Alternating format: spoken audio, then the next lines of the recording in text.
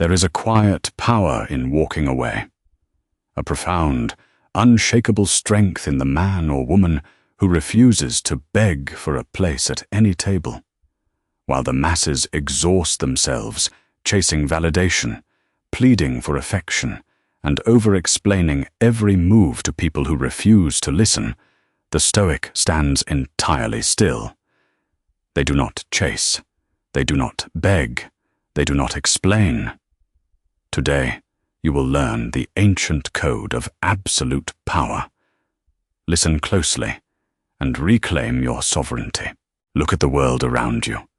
Observe the frantic, desperate energy of the modern human condition.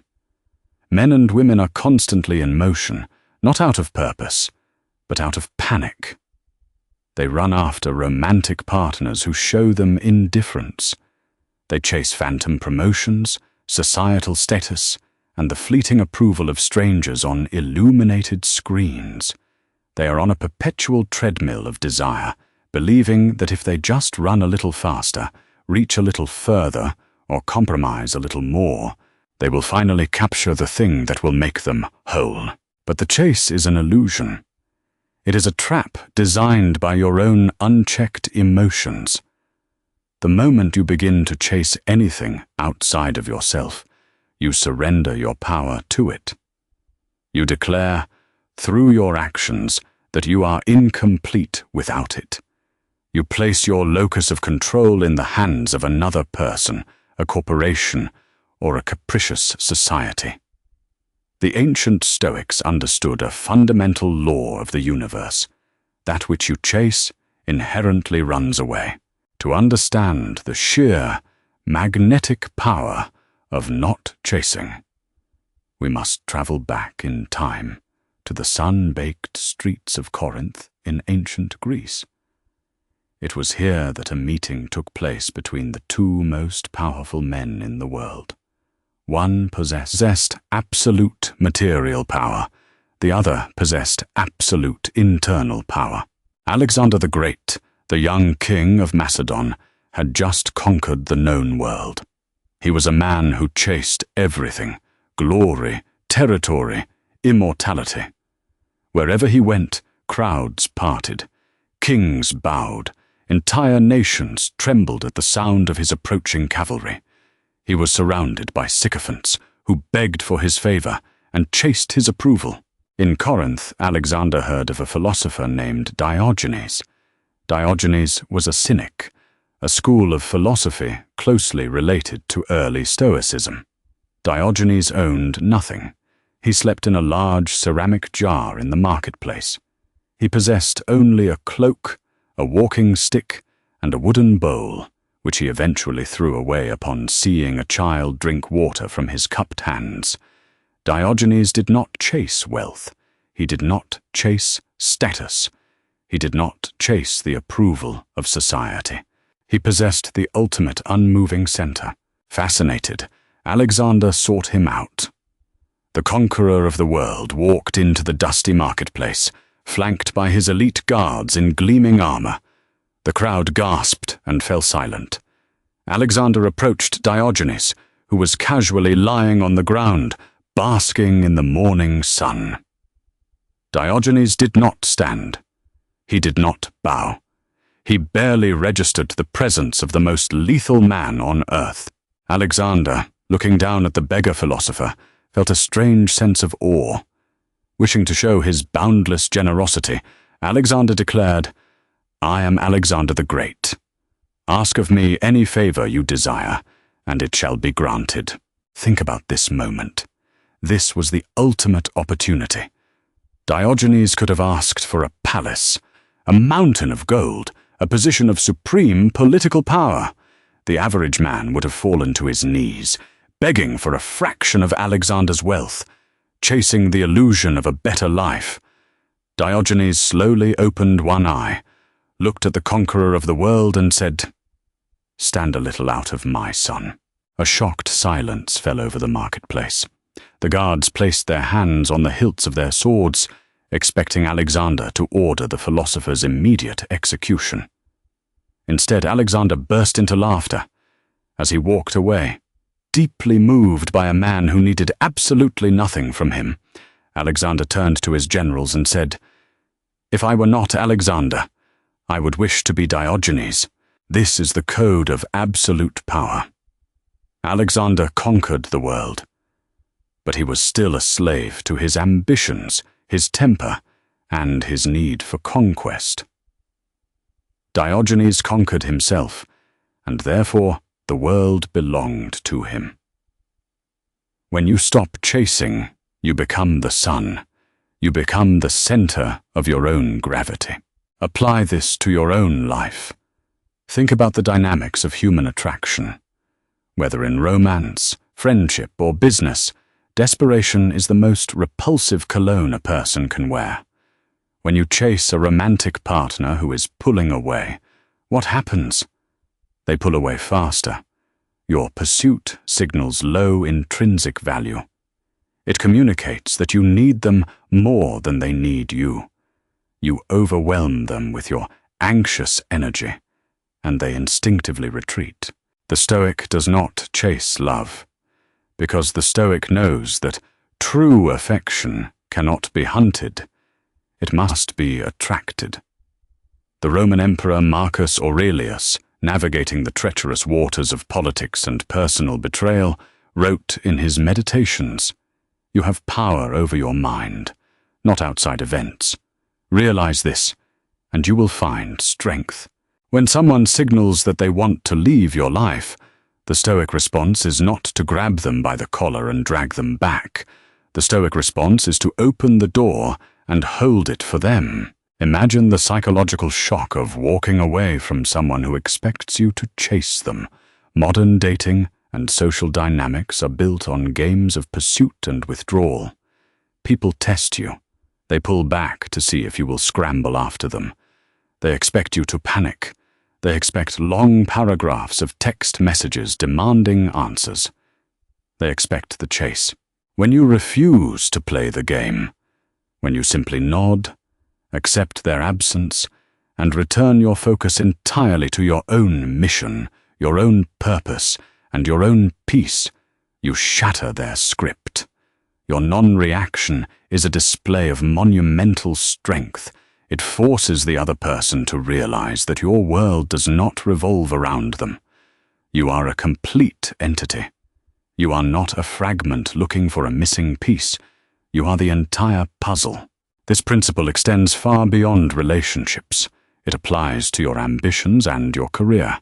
Chasing success creates a frenetic, error-prone mindset. You take bad deals. You compromise your morals. You work yourself into early graves, trying to impress people you do not even respect. The Stoic approaches success differently. They practice amor fati, a love of fate. They focus entirely on the process, on the quality of their character, on the excellence of their daily work. They do not chase the promotion. They become so undeniably competent that the promotion chases them. If it does not, they remain undisturbed, knowing their worth is not tied to a corporate title. To stop chasing is to reclaim your energy. The calories of the soul you spend running after people and things that do not want to be caught are completely wasted. Gather that energy. Pull it back into your chest. Use it to fortify your own mind. Build your own body and cultivate your own spirit. When you become a person of quiet, grounded excellence, a miraculous shift occurs.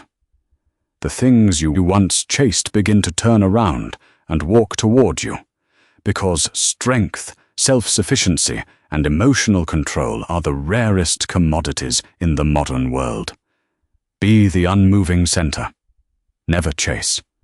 If chasing is a surrender of your energy, begging is a surrender of your soul. When we hear the word beg, we typically picture a man on the street asking for coins. But the most destructive forms of begging are emotional and psychological. We beg for closure. We beg for second chances from people who have repeatedly betrayed us. We beg for our employers to recognize our value. We beg for our friends to include us. We plead, negotiate, and bargain with reality, hoping that if we lower ourselves enough, the world will take pity on us and hand us what we desire. Begging is the ultimate betrayal of the Stoic concept of the inner citadel. The inner citadel is a metaphor used by Marcus Aurelius to describe the fortress of the mind. No matter what chaos is happening outside the walls, plague, war, betrayal, poverty, or rejection, the inner citadel remains impregnable, provided you do not willingly open the gates. When you beg, you are unlocking the gates of your own fortress. You are handing the keys of your self-respect over to an external force and asking them to validate your existence. To understand the absolute refusal to beg, we must look to one of the most uncompromising figures in Stoic history, Cato the Younger. Cato was a Roman senator during the dying days of the Roman Republic. He was a man made of iron. He was famous for his absolute incorruptibility in a political system drowning in bribery. He walked barefoot, wore dark, unadorned clothing, and subjected himself to intense physical hardships to ensure his mind remained sharper than his circumstances. Cato's ultimate test came during the Roman Civil War, when Julius Caesar crossed the Rubicon and marched on Rome to establish himself as dictator. Cato, deeply committed to the Republic and to the ideals of freedom, sided against Caesar. Eventually, Caesar's forces dominated. The Republic was crushed. Cato and a small remnant of loyalists retreated to the city of Utica in North Africa. Caesar's army was closing in. The situation was completely hopeless. Julius Caesar was known for his clemency. He loved to defeat his enemies and then publicly pardon them. It was a brilliant psychological weapon. By pardoning his enemies, Caesar forced them to owe him their lives. He forced them into a state of psychological submission. He wanted to conquer their bodies, but more importantly, he wanted to conquer their pride. Caesar desperately wanted to pardon Cato. To have the great Stoic philosopher owe him his life would be the ultimate public relations victory. Caesar sent word that if Cato simply surrendered and acknowledged Caesar's absolute authority, he would be spared, his wealth protected, and his status maintained. All Cato had to do was ask. All he had to do was bow his head, say the words, and beg for the dictator's mercy. Cato refused. He understood that there are fates far worse than death, and one of them is living as a hollowed-out shell of a man who traded his dignity for comfort. Cato knew that to beg Caesar for his life was to acknowledge Caesar as his master. And a Stoic has no master but his own reason. Instead of begging, Cato spent his final night reading Plato's Phaedo, a dialogue about the immortality of the soul. He made sure his friends and family were safely evacuated on ships. Then, in the quiet of his room, he took his own life, denying Caesar the satisfaction of his submission. When Caesar heard the news, he was reportedly furious, exclaiming, "Cato, I grudge you your death, as you would have grudged me the preservation of your life." Cato's final act was extreme, born of a brutal historical context, but the underlying philosophy rings eternal. The Stoic does not beg for mercy from tyrants, nor do they beg for validation from a society that does not value them. You may not be facing a Roman legion, but you face tyrants every day. A toxic relationship is a tyrant. An abusive boss is a tyrant. A friend who constantly belittles you is a tyrant. A culture that demands you sacrifice your authenticity for likes and views is a tyrant.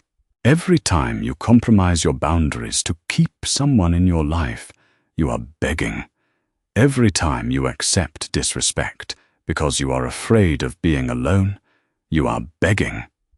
Every time you over-deliver at work while being severely underpaid, hoping they will eventually notice your hard work without you demanding your worth, you are begging. The law of perceived value states that humans only respect what they cannot easily dominate. When you beg, you immediately lower your perceived value to zero. You become an object of pity, or worse, an object of contempt. No one falls in love out of pity. No one promotes a leader out of pity. Pity is a downward-looking emotion. When you beg, you place yourself in the dirt and ask the other person to look down on you. How do you stop begging? You must cultivate the profound willingness to lose. The core of Stoicism is distinguishing between what is up to us and what is not up to us. As Epictetus taught, our thoughts, our choices, and our character are up to us. Everything else, our reputation, our possessions, our relationships, and even our bodies, is ultimately outside our total control. Therefore, they are on loan from the universe. When you truly accept that everything external is temporary, you stop begging to keep it. You develop the superpower of the walk-away. The walk-away is not a manipulative tactic. It is not a bluff used to make someone chase you. It is a genuine, deep-seated readiness to pack up your emotional bags and leave the premises the moment your dignity is threatened. Imagine you are in a relationship where your partner is constantly crossing your boundaries, disrespecting you, or signaling that they want out. The beggar cries, pleads, promises to change, and asks, "What can I do to make you stay?" The Stoic does none of this. The Stoic assesses the situation rationally. This person does not respect me. This person is not choosing me. It is not within my control to force them to love me. The Stoic simply says, "I understand. I wish you the best." And then they turn their back and walk into the future. The pain of loss is real.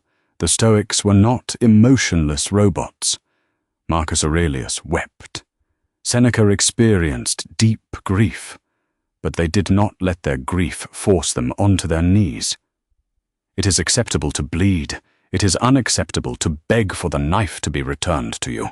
When you absolutely refuse to beg, you build an aura of immense, quiet confidence. People sense it. They can feel when they are in the presence of someone who does not need them. Ironically, this refusal to beg is what makes you incredibly magnetic. You become a rare, sovereign entity in a world full of emotional beggars. You become the master of your inner citadel, standing tall on the battlements, watching the chaos of the world crash against your walls, knowing that as long as you refuse to surrender, you can never truly be defeated. The third pillar of the Stoic code of absolute power is perhaps the most difficult for the modern mind to master. It goes against every instinct programmed into us by a hyper-connected, deeply insecure society. That rule is this: never explain yourself. We live in an era of obsessive justification. The moment a person makes a decision that deviates from the herd, they feel a compulsive, burning itch to explain it. We write long, emotional paragraphs on social media to justify our breakups, our career changes, and our personal boundaries. We exhaust ourselves trying to make sure everyone understands our motives, our trauma, and our perspective. We live in absolute terror of being misunderstood, of being painted as the villain in someone else's narrative. But the Stoic understands a brutal, liberating truth. You have zero control over how other people perceive you, and trying to control their perception is a fool's errand that bleeds you of your power. When you explain yourself, what are you actually doing? You are stepping into a courtroom where the other person is the judge, and you have willingly assigned yourself the role of the defendant. By offering a defense, you implicitly acknowledge that the other person holds the authority to validate or invalidate your choices. You are handing them the gavel. The Roman Emperor Marcus Aurelius, the most powerful man on the planet during his reign, wrote extensively in his private journals about the absolute futility of trying to manage the opinions of others. He wrote, "Waste no more time arguing what a good man should be. Be one." To understand the immense, intimidating power of refusing to explain, look at how Marcus Aurelius handled one of the greatest betrayals of his life. In the year 175 AD, one of his most trusted and brilliant generals, Avidius Cassius, governor of Syria, declared a rebellion. Cassius claimed that Marcus Aurelius was dead or too weak to rule, and he proclaimed himself emperor. It was an act of high treason that threatened to plunge the entire Roman Empire into a bloody civil war. If this happened to a modern political leader, what would follow? A frantic public relations campaign. The leader would immediately issue statements explaining how strong they were, justifying their past decisions, smearing the traitor, and desperately trying to convince the public that they were still in control. They would over-explain out of fear. Marcus Aurelius did none of this. He did not write a manifesto defending his character. He did not plead with the Senate to understand his side of the story. He did not send letters to Cassius explaining why the rebellion was unjustified. Instead, Marcus maintained a terrifying, resolute silence. He simply gathered his legions and began the long march eastward to confront the rebel. He let his actions do the speaking. His ultimate plan, which he shared only with his closest advisors, was not to butcher Cassius, but to capture him alive, forgive him publicly, and demonstrate what true philosophical mercy looked like. Before Marcus even reached Syria, Cassius's own men, terrified by the silent, unyielding approach of the emperor, assassinated Cassius and sent his head to Marcus. Marcus Aurelius did not explain his power. He embodied it. When you stop explaining yourself, you reclaim the ultimate authority over your own life. Think about the application of this in your daily existence. When you set a boundary with a toxic family member or a disrespectful colleague, the natural instinct is to soften the blow with a long, drawn-out explanation. "I can't do this because of X, Y, and Z, and I hope you understand. The moment you do this, you invite debate. You have provided them with a list of arguments they can now systematically attack. If you say, 'I am not coming to the event because I am too tired,' they will reply, 'You can just drink some coffee. We won't stay long.'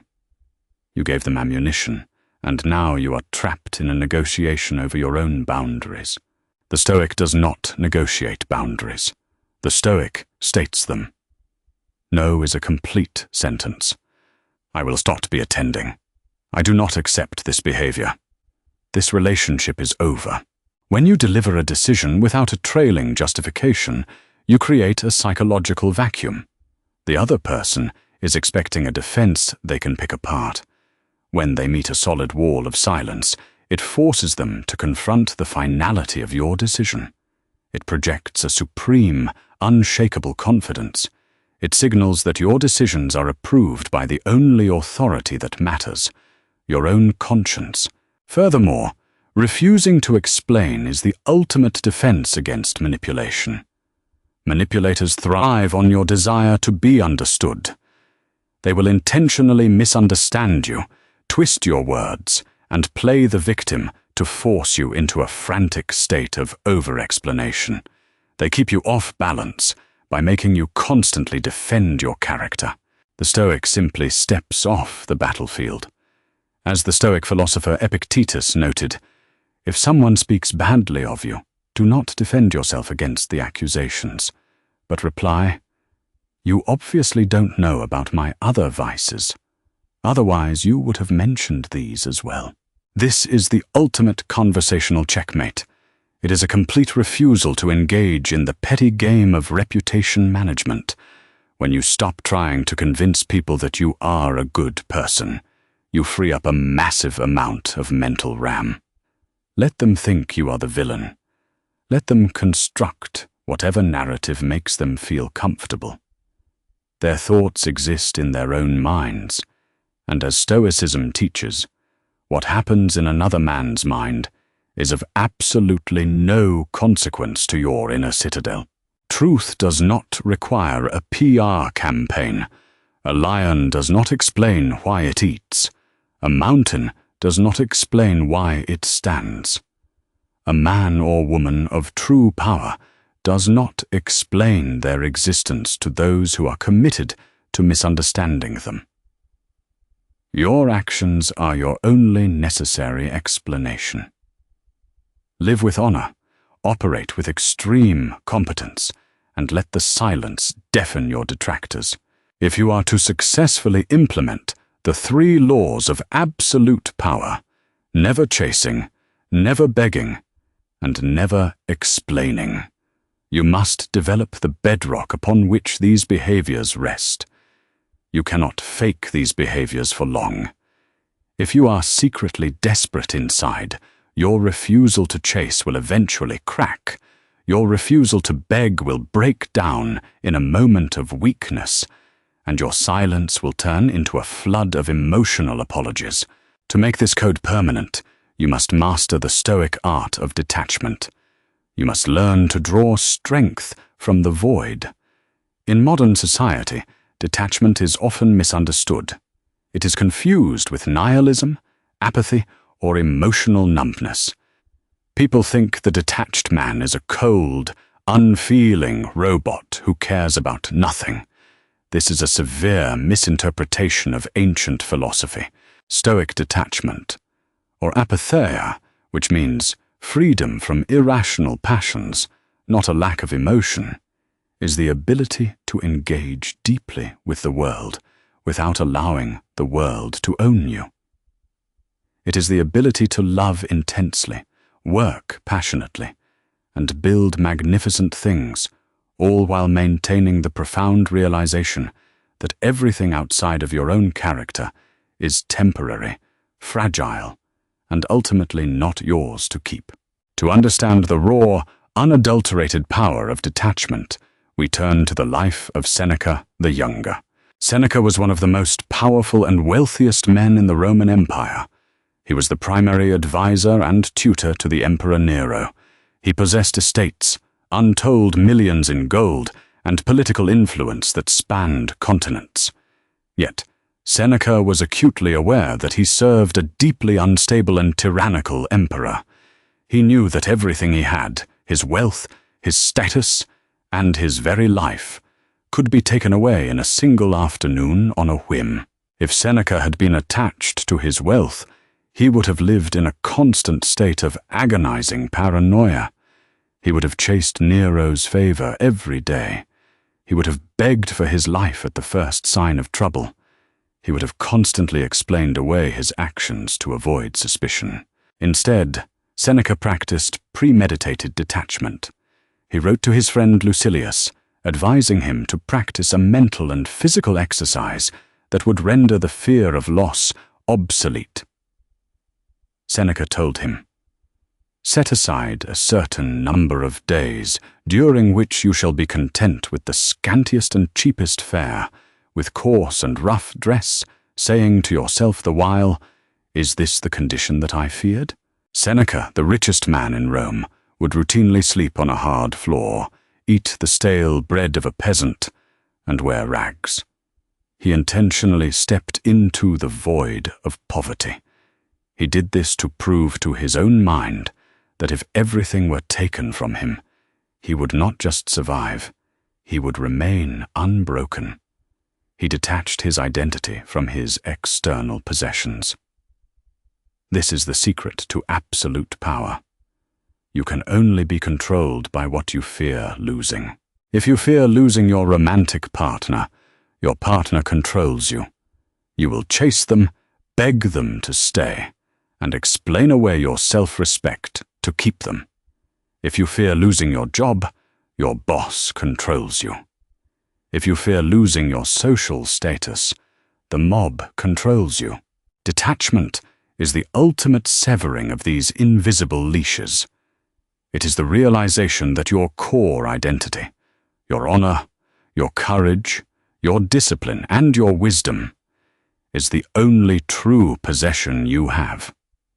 Everything else is just rented furniture in the hotel room of life. When you master detachment, you become untouchable. Imagine walking into a high-stakes business negotiation or a confrontation in a relationship with the absolute, deep-seated willingness to walk away empty-handed. The other party can sense it. They cannot leverage your desperation because you do not have any. You are operating from a place of supreme abundance, even if your bank account is near zero. How do we cultivate this strength of the void in the modern world? First, you must regularly practice premeditatio malorum, the premeditation of evils. You must look at the things you hold most dear and visualize losing them. Visualize the relationship ending. Visualize the company firing you. Visualize the total collapse of your reputation. Sit in the darkness of that thought.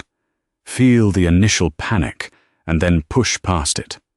Realize that even in the aftermath of total ruin, you will still be breathing. Your mind will still function. Your capacity to rebuild will remain intact. The worst-case scenario is survivable. When you destroy the fear of the worst-case scenario, you destroy the anxiety that causes you to chase and beg. Second, you must embrace the void of non-action. Nature abhors a vacuum. When a relationship ends or a failure occurs, the human instinct is to fill the void immediately with frantic action, sending desperate texts, finding a rebound, making impulsive decisions to drown out the silence. The Stoic does not do this. The Stoic sits in the void. They allow the silence to exist. When someone leaves your life, do not chase them. Let the space they occupied remain empty. Feel the weight of the emptiness. Over time, that void transforms. It stops being an empty space left by a deserter, and it becomes a sanctuary of peace. Detachment allows you to view your life from an aerial perspective. You begin to see the people who leave as leaves falling from a tree, a natural, inevitable process of the seasons, rather than a personal tragedy to be fought. You see failures not as fatal wounds, but as raw data, necessary friction to sharpen your blade. This is where the law of absolute power synthesizes. Because you are detached, you do not fear loss. Because you do not fear loss, you never have to beg anyone to stay. Because you do not beg, you maintain your self-respect. Because you maintain your self-respect, you do not chase validation. And because you are totally self-contained and sovereign in your own actions, you never feel the neurotic need to explain yourself to the jury of public opinion. You become a monolith, a force of nature, while the rest of society acts like frantic, desperate leaves blowing in the wind, chasing, begging, and screaming to be noticed. You become the deep roots of the ancient oak. You do not move. You do not plead with the storm. You simply endure, self-sufficient and silent, drawing strength from the deep earth of your own character. This is not just a philosophy. It is a tactical advantage in the brutal arena of human existence. Mastery of detachment is mastery of the world. To know the code is not the same as living it. The theories of the unmoving center, the impregnable inner citadel, the silence of the sovereign mind, and the strength of the void are magnificent to contemplate. But philosophy without execution is nothing more than intellectual entertainment. The true test of absolute power doesn't happen in the quiet confines of your mind. It happens in the brutal, unforgiving arena of daily life. When you first decide to adopt this code, when you make the ironclad vow to never chase, never beg, and never explain, you must prepare yourself for an immediate and violent reaction from the world. The people in your life have grown accustomed to your old operating system. They are used to the version of you that negotiates boundaries. They rely on the version of you that over-explains out of guilt. They expect the version of you that chases them when they pull away. When you suddenly change the rules of engagement, they will test you. In psychology, this is known as an extinction burst.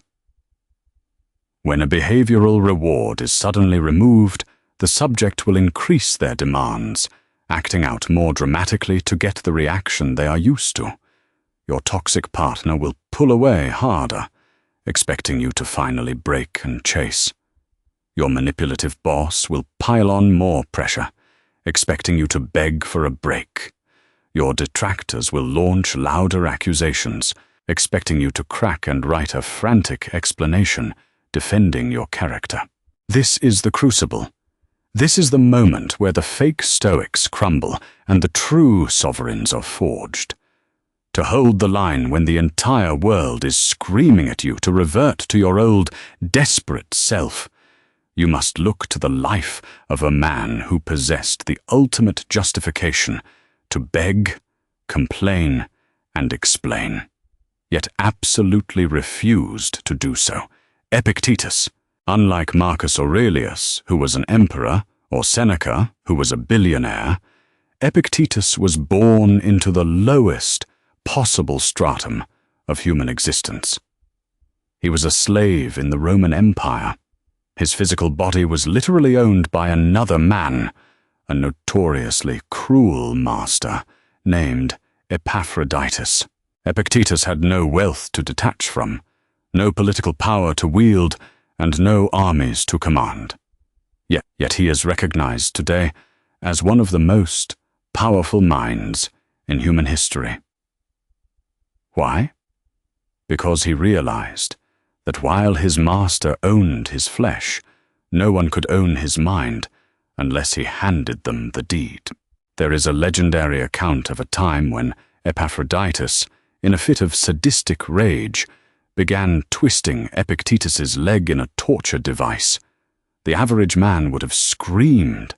The average man would have begged for mercy, promised anything, and chased the master's pity.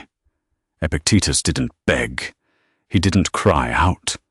He looked at his master with a terrifying, detached calm, and simply stated, "If you continue to twist it, the leg will break."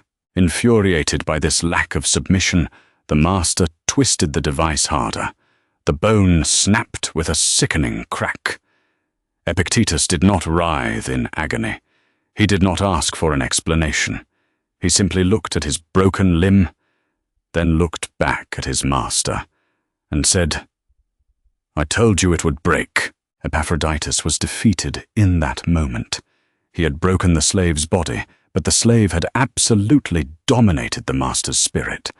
Epictetus proved that true power is not the ability to inflict your will upon the world. True power is the absolute refusal to let the world inflict its emotional will upon you. Epictetus was eventually freed, becoming a legendary teacher whose lectures would go on to mentor emperors. But he was a free man long before the chains were removed, because he refused to adopt the psychology of a slave. Whenever you feel the urge to beg for a text back, or explain your life choices to a stranger on the internet, remember the broken leg of Epictetus. Ask yourself, am I acting like a sovereign, or am I acting like a slave to my own insecurities? When you hold the line during the world's extinction burst, a miraculous shift occurs. You cross the threshold into what we will call the sovereign walk. The sovereign walk is the physical and spiritual act of moving through reality, completely unburdened by the need for external validation. It alters your very physiology. When you no longer fear rejection, your posture straightens. When you no longer need to explain yourself, your speech becomes slower, deeper, and more deliberate. You stop using filler words. You stop smiling nervously to diffuse tension. You become incredibly comfortable with silence. People are subconsciously hyper-tuned to this frequency. We are pack animals by nature, and we instantly recognize the alpha energy of an entity that does not require the pack to survive. When you stop chasing romantic interests, they begin to wonder why you are not captivated by them. Your absence creates a mystery that they become desperate to solve. They begin to chase you. When you stop begging for a seat at the corporate table and instead focus ruthlessly on building your own undeniable competence, perhaps even your own table, the market begins to bid for your services. You transition from a commodity to a rarity. When you stop explaining your life, people project their own awe onto your silence. Your refusal to justify your actions is interpreted as supreme authority. But here is the ultimate paradox and the final secret of the Stoic code. By the time the world turns around to hand you all the things you used to chase, beg for, and explain yourself for, you will realize you no longer need them. You will look at the validation, the relationships, and the status being offered to you, and you will accept them or decline them with the exact same level of emotional tranquility. You will enjoy them as a traveler enjoys a beautiful sunset, appreciating the warmth, but knowing it will inevitably fade to dark, and remaining perfectly content with the night. This is the zenith of human freedom. You have stopped treating the world like a casino where you are begging for a jackpot, and you have become the house. So, let the masses run themselves ragged on the treadmill of desire. Let them write their endless paragraphs, trying to convince the world they are worthy. Let them barter away their dignity for a few scraps of momentary attention. You will not join them. You are stepping off the wheel. You are claiming your inner citadel. From this day forward, you operate on a different frequency. You do not chase, because you are the destination. You do not beg, because you already possess everything of true value. You do not explain, because your existence is self-evident. Stand tall. Protect the gates of your mind. Walk into the future in absolute, unbreakable silence. If this philosophy resonated with the quiet strength inside you, do not let it fade into the noise of the modern world. Step into your power today. Hit the like button to signal to the algorithm and to yourself that you are committed to this path of self-mastery. Share this video with someone who needs to stop chasing and start ascending. And most importantly, subscribe to the channel and ring the notification bell so you never miss a lesson in absolute sovereignty. The journey to the inner citadel never ends. Stay grounded, stay stoic, and I will see you in the next one.